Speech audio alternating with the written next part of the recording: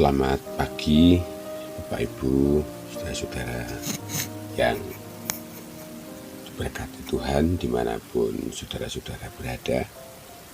Pagi ini Tuhan menganugerahkan hari yang baru buat kita, yaitu Kamis Kliwon 12 Agustus 2021. Perjalanan semesta kembali menyapa melalui inspirasi sapaan pagi.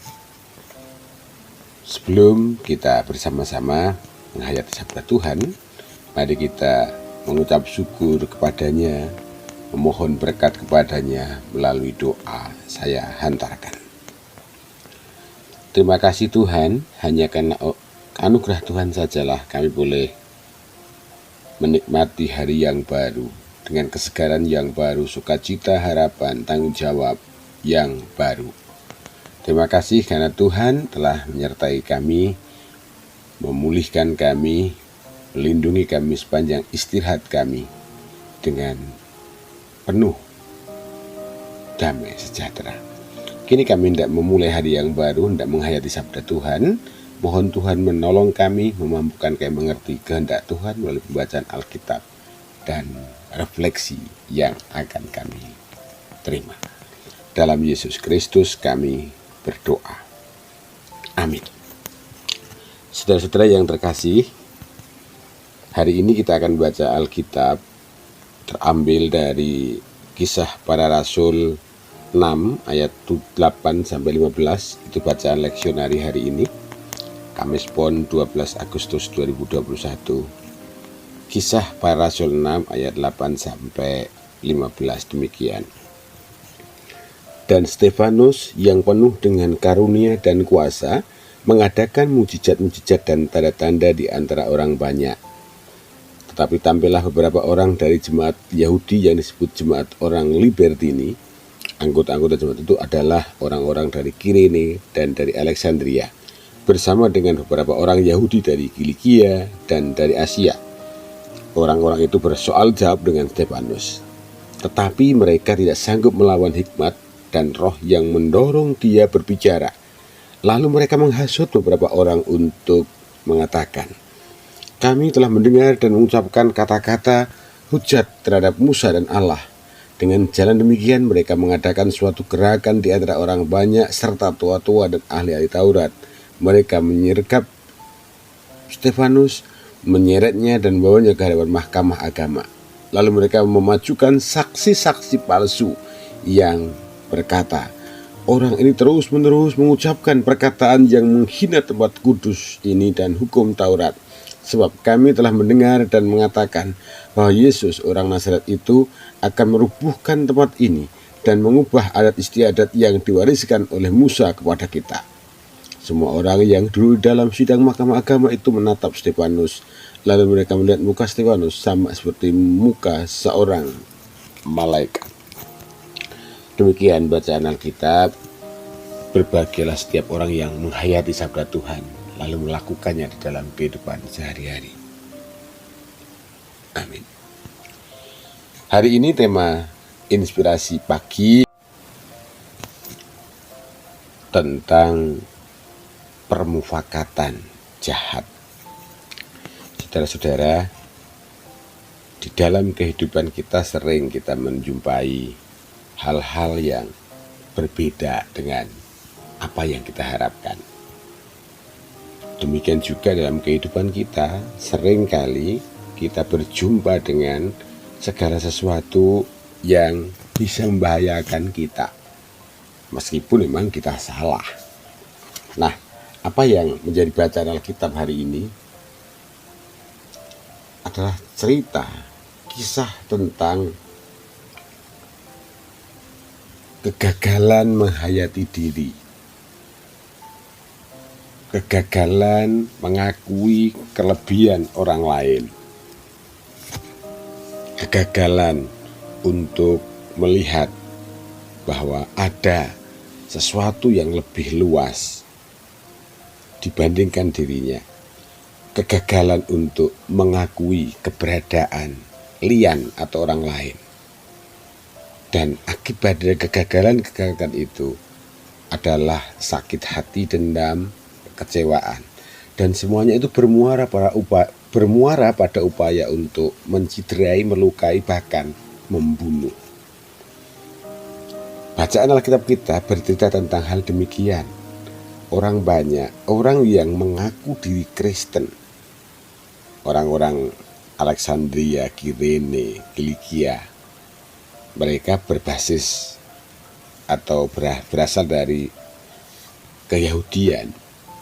Mereka merasa terancam dengan keberadaan Stefanus yang berkata-kata dengan ikhlas, dengan tulus, tanpa kepentingan apa-apa. Dan karena itu, semua kesalahan ahli-ahli Taurat terancam. Nah, mengetahui hal yang demikian, maka orang-orang membangun permufakatan. Orang-orang yang merasa terancam posisinya, keberadaannya, bisa melakukan apa saja untuk melukai, bahkan untuk membunuh. Nah, saudara-saudara, ini yang perlu menjadi perhatian kita. Karena di dalam diri kita bergejolak keinginan-keinginan baik dan tidak baik. Dalam kehidupan kita selalu terjadi perang batin. Perang dari yang sederhana sampai yang sangat rumit. Perang dari bangun pagi untuk mengucap syukur, perang antara membaca Alkitab atau tidak, perang antara mendengarkan channel ini atau tidak, berkomentar atau tidak. Itu semua perang. Dan daya dorong yang paling kuat adalah untuk melawan kebaikan. Dengan jelas Kisah Rasul menulis bahwa mudah sekali membangun permufakatan. Stefanus seorang diri, dan dengan dasar hukum Taurat, kayak agama, kayak kekudusan, kayak sejarah, kayak semuanya bisa menjadi cara atau alasan untuk melukai, memuaskan hasrat manusiawi. Padahal dalam catatan tadi dikatakan bahwa Mahkamah Agama menatap Stefanus, lalu mereka melihat muka Stefanus sama seperti Musa dan malaikat. Menemukan kekudusan, ketulusan dalam muka Stefanus. Tapi ambisi, dendam, ketakutan akan terpermalukan menjadikan semuanya sirna.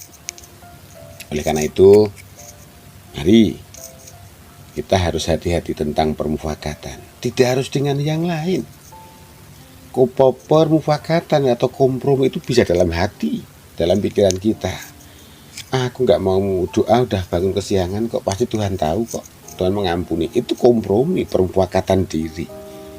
Aku gak mau mosok masih ngasih jempol di channel ini. Kan gak apa-apa, gak berdosa, saya gak. Iya, gak apa-apa. Itu yang terjadi. Jadi permufakatan tidak selalu harus pribadi lebih dari satu. Permufakatan diri pun juga sangat berbahaya. Jadi saudara-saudara yang mendengarkan renungan ini, coba silahkan tanya pada diri sendiri, berapa kali membangun permufakatan diri untuk melawan Tuhan dan merayu Tuhan seolah-olah Tuhan anak kecil. Tuhan pahami aku tuh, aku kan capek. Tuhan pahami aku tuh, aku kan lagi banyak kebutuhan nih Tuhan, dan lain sebagainya. Itu permufakatan diri yang sangat berbahaya. Maka hati-hati tentang permufakatan. Kalau selama ini saudara-saudara mendengar bahwa permufakatan hanya 2 orang atau lebih, saya menegaskan lagi, berbahaya juga permufakatan diri. Kompromisitas diri juga berbahaya, karena itu bisa membunuh iman kita.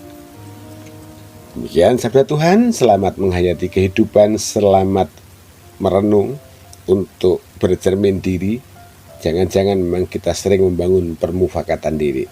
Tuhan memberkati. Amin. Mari kita berdoa.